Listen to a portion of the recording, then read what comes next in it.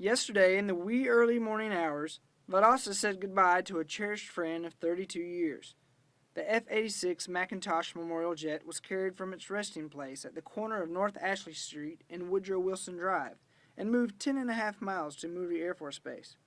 The plane was originally on loan from the Air Force and dedicated to Valdosta native Major Lynn McIntosh, who faithfully was killed in the 1980 rescue mission in Iran. In a unanimous decision, the City Council members voted to give the cherished Titletown treasure back. Now in charge of the embattled aircraft is Colonel Mark Roos, commander of the 23rd Mission Support Group. I spoke with the colonel about the controversial move.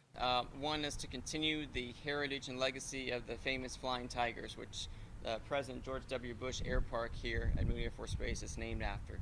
So we're excited about the opportunity to display yet another aircraft. This will be our 6th aircraft that's part of the Flying Tiger heritage.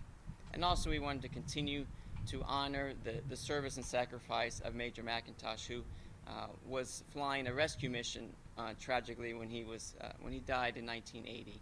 And as you probably know, Moody Air Force Base, one of our main missions is the rescue mission for the Air Force. And the McIntosh family, they did approve of this move? Absolutely.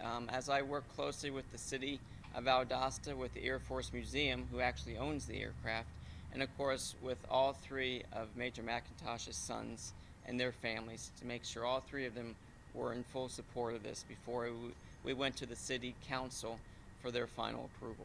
The plane currently rests on the Moody Air Force Base flight line, where it awaits an estimated 550 man-hours of restoration. The plane will then be moved to George W. Bush Air Park, where it will join the illustrious Flying Tigers aerial technology display.